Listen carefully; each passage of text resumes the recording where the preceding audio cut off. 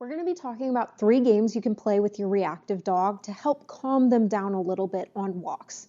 These games are so much fun and so easy to do. All you need is some treats and a leash. That's really it. Hi guys, my name's Madeline and I've been training dogs for over half a decade now. Dogs have been my passion since I was really young, and when I was diagnosed with MS at 16, I really didn't know where my life was going. I didn't have a career yet, I was still in high school, and I was at that age where everyone is picking their futures. I had no idea where to go until I figured out that I could train dogs for a living, and I honestly haven't looked back. It has been so much fun watching my dogs learn, watching my clients' dogs learn, and I hope you will get just as much fun out of this as I do. The first game we're going to play is something called scatter feeding. Now, I can't do this outside because the weather is awful. It is raining like crazy and has been for the last few days, but I really wanted to get this video recorded for you. And so I'm going to be practicing in my living room. So we're going to have to use a little bit of imagination. But for scatter feeding, I've talked about it so many times, but there are so many different applications you can use this for. This is a great calming game for our dogs because, like I've said in previous videos, and maybe some of my courses if you are a student of mine, scatter feeding is a way to shift our dog's brain into a calm mode. What I mean by that is sniffing is a calming activity to our dogs, just naturally. So whenever our dogs are really, really excited and hyped up, maybe on a walk, the first thing I like to do when I leave my front door is I like to do a little scatter feed, maybe on my porch. Just to make sure my dog has its head has his brain in his skull, I'm going to do just a little scatter feed, make sure he can calm down just a little bit before we go on our walk. It's such a great way to also distract our dogs. So maybe you can see a dog coming by and there's absolutely no way to avoid it. This dog has to pass by us, maybe on the other side of the street. And what I can do is I can scatter feed to distract my dog in the grass next to the sidewalk or wherever I'm walking. By adding the scatter feed into the grass, it adds a little small layer of difficulty. So our dogs really have to forage through that food to figure out exactly what to do, or not what to do, but where to find the food. And they're using their nose a lot more than if I were to just scatter feed on the floor right here. Now for our second game, we are going to be talking about a game called Magic Hand. And it's a great game for focus and connection. This is a game I really like to play when I'm walking past distractions as well.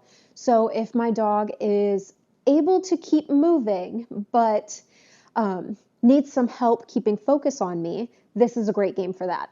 And this game can be broken up into 3 different kind of stages.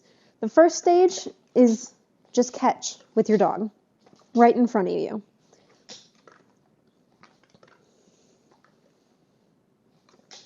Perfect. If your dog can catch, then you're on the right track. The next thing is you're going to need a heel position or just some type of position next to your body. And so let's lure our dog into that heel position. Free.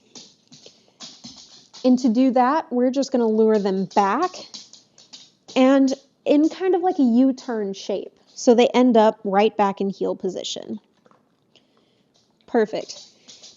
The third step is going to be kind of combining them both, but you can make it like a step 3A, where our dog is in front of us and we're just dropping the food from above them instead of tossing the food to them.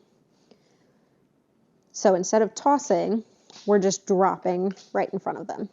Sometimes it can be difficult for dogs to transition from tossing to dropping. So that's why I like to include this step. But if your dog is doing great, then let's put them in heel position and drop that food. Perfect. And then step 4 would be walking with.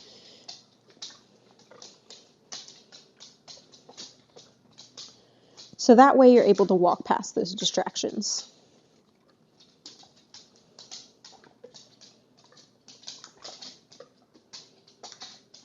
Now, some dogs, like my cattle dog, for example, he gets really stuck on staring and stalking anything that moves. So that could be another dog, another person, anything like that.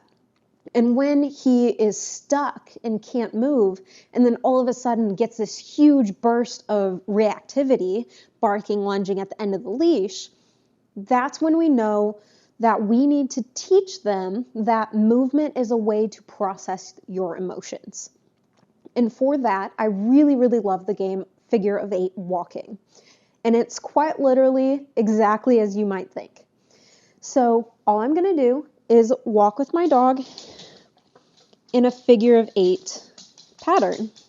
Now you can do a zigzag, you can do a circle, you can do any pattern you want. I just really like figure of 8 walking, or the pattern figure of 8.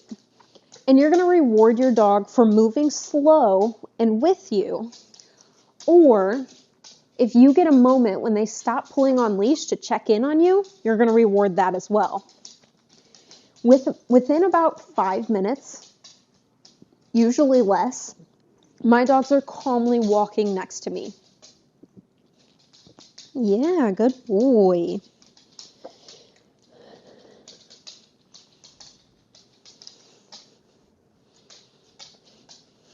Yes.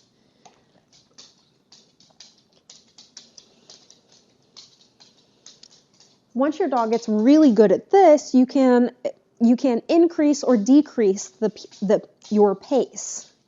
So if I want to run a little bit, I don't have a lot of space to do that, but yes, good boy.